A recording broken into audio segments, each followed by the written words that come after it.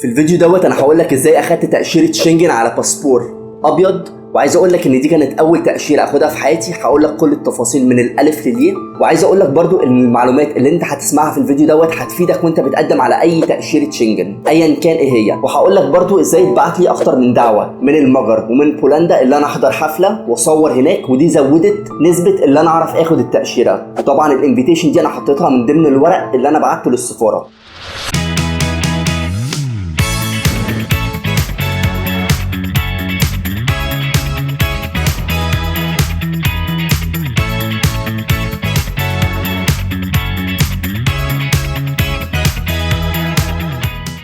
عايز اقول لك انا قدمت في سفاره المجر، والتقديم كان عن طريق مكتب VFS. اخدت التاشيره لمده 8 ايام بس، لكن انا قعدت 22 يوم، ودي قصه طويله قوي ممكن احكيها لك في فيديو مختلف.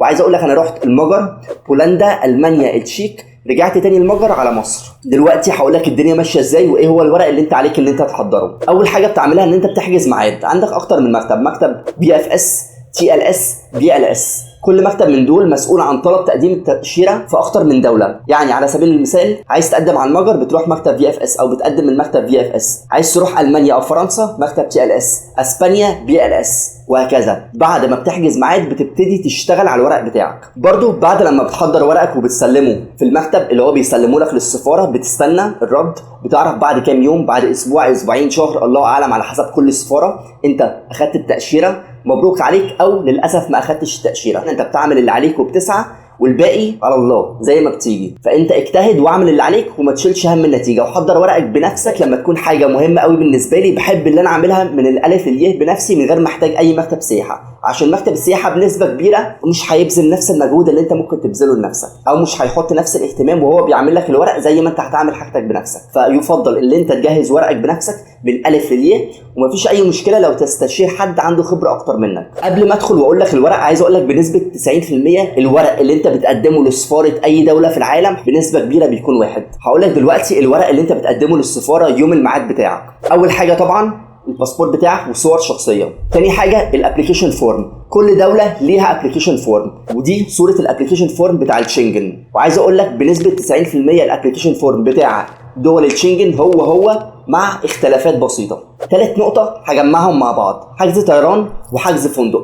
حجز طيران انت مش ضامن اللي انت هتسافر، فما فيش اي داعي اللي انت تعمل حجز طيران مدفوع. انت بتعمل حجز طيران مبدئي من غير ما تدفع جنيه واحد، ممكن تعمله بنفسك من موقع فلاي ان عادي جدا. في فيديوهات قد كده على اليوتيوب بتشرح ازاي تعمل حجز طيران بنفسك وهمي، او ممكن تستعين بشركه سياحه. ما تشتريش تذكره عشان انت مش ضامن انت هتاخد التاشيره ولا مش هتاخد التاشيره. تمام بالمنطق كده. تاني حاجه الاقامه بتاعتك او حجز فندق تقدر تعملها من على موقع بوكينج بكل سهوله، وانت وبتعملها بتختار في الفلاتر الدفع عند الوصول، فهو مش بيخصم اي حاجه من الفيزا بتاعتك.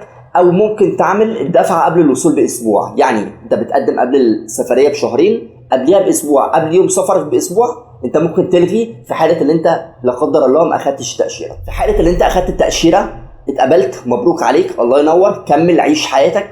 ما اتقبلتش عادي، الدنيا ما بتقفش على حاجه. قدم مره تانية، مره تالتة، قدم في بلد مختلفه خالص. عايز اقول لك انا اترفضت في تايلاند، دي بلد حرفيا ما حدش بيترفض منها وانا اترفضت فيها. وبرده اترفضت في كوريا، ما استسلمتش، هقدم في كوريا تاني وبنسبه كبيره هاخدها بعد لما قويت الباسبور بتاعي. رابع حاجه برده هجمعهم لك مع بعض: اثبات للوظيفه بتاعتك وحساب بنكي. ايا كان انت بتشتغل فريلانس او بتشتغل في شركه مش هتفرق. لو انت بتشتغل على موقع فريلانس زي ابورك او فريلانسر، ممكن تنزل PDF اللي هو بيثبت ان انت بتشتغل فريلانسر على البلاتفورم دوت.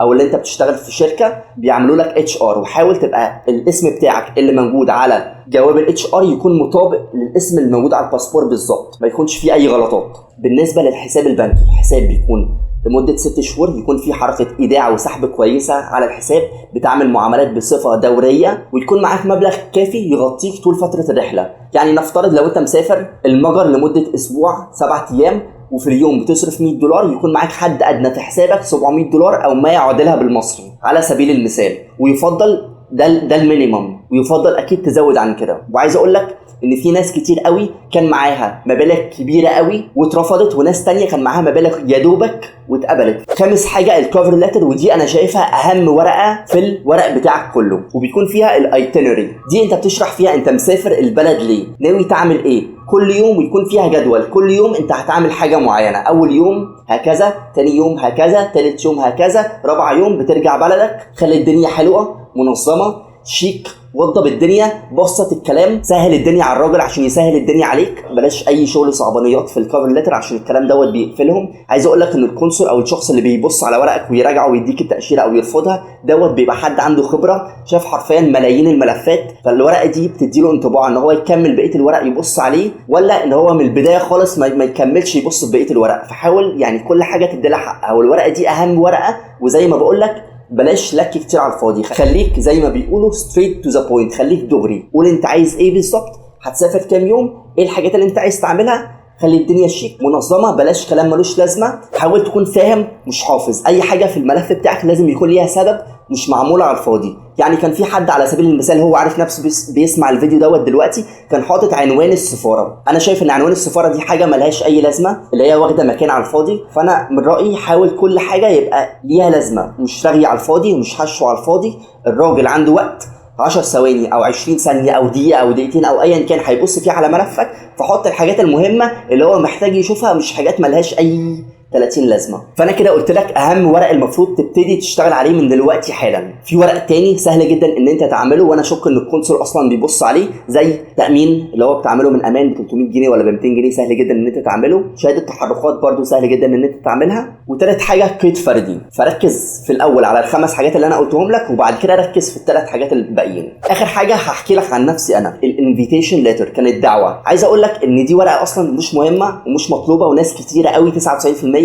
مش بيقدموها اصلا، بس انا حبيت ازود نسبه اللي انا اتقبل، كنت عايز ما يكونش في اي مجال للرفض. فعملت ايه؟ دخلت على فيسبوك، الايفنتس بتاعت الفيسبوك، لقيت ان في حفله في المجر، لقيت ان في حفله في امستردام، لقيت ان في حفله في بولندا في اكتر من دوله، وفي حفلات عادي جدا في اكتر من دوله. فبعت لاكتر من حد، بعت للاورجنايزر بتاع الحفله، قلت لها ان انا بصور وبعمل فيديوهات وعايز اجي الحفله، هغطي لك الحفله تصوير فوتو وفيديو، وهعمل لك واسوي لك مقابل ان انت تبعتي لي تيكت. فهي البنت رحبت جدا وقالت لي مفيش اي مشكله، هبعت لك بريميوم انفيتيشن ان انت تحضر الحفله قصاد ان انت تبعت لي ماتيريال. لقيت ان البنت خدومه او بتساعد او مرحبه بالموضوع دوت، فطلبت منها قلت لها بقول لك ايه، انا محتاج دعوه عشان اقدمها في السفاره. بعتت لي دعوه فيها بياناتها مبعوته لي صح، فيها اسمها بالكامل والرقم البطاقه بتاعتها او رقم الهويه بتاعها، رقم الباسبور بتاعها ورقم الباسبور بتاعي، قدمتها من ضمن الورق. وعايز اقول لك ان دي كانت حاجه، اعتقد ان هي كانت حاجه كبيره قوي، ساهمت ان انا اعرف اخد التاشيره على باسبور ابيض. مع العلم انا ما كانش معايا مبلغ كبير في الحساب البنكي. دي دعوه المجر. عايز اقول لك ان انا كان في برضو حفله في امستردام، كلمت البنت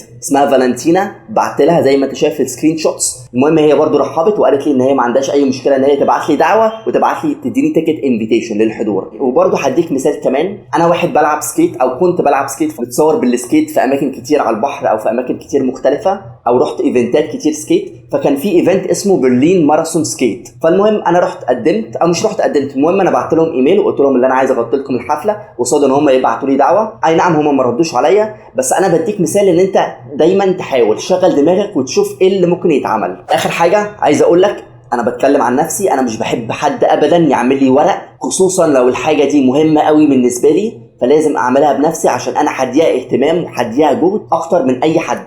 مكتب السياحه عمره ما هيدي اهتمام للورق بتاعك زي ما انت هتدي اهتمام لورقك بنفسك. فدايما اعمل حاجتك بنفسك، اتعلم بتتعمل ازاي. وبرده مفيش اي مشكله لو انت تاخد استشاره حد عنده خبره اكتر منك، خد استشاره بتاعته، ابعت له الملفات بتاعتك، خد رايه، حسن الورق بتاعي ازاي، اشتغل على ايه نقاط الضعف، ايه الوحش في الملف، بحيث ان انت يكون عندك خبره مع الوقت. ولو الموضوع نجح مبروك الله ينور، فشل عادي جدا مش نهايه العالم، هتقدم مره تانية تشوف العيوب وتشتغل عليها. اخيرا عايز اقول لك اللي انا حاطط في الديسكريبشن لينك لو حبيت تحجز معايا استشاره مفيش اي مشكله. وبرده ممكن تبعت لي على صفحه الفيسبوك او صفحه الانستجرام، برد على كل الناس. لو عندك اي سؤال ابعت لي وانا معاك. لو احتجت مساعده في تحضير الورق برضو انا معاك، ممكن تاخد الاستشاره بتاعتي. مع العلم اللي انا مش هحضر لك ولا ورقه، انا بس مجرد اللي انا هعمله هقول لك الحاجه بتتعمل ازاي وانت تعملها بنفسك، او هقول لك ايه اللي المفروض تشتغل عليه.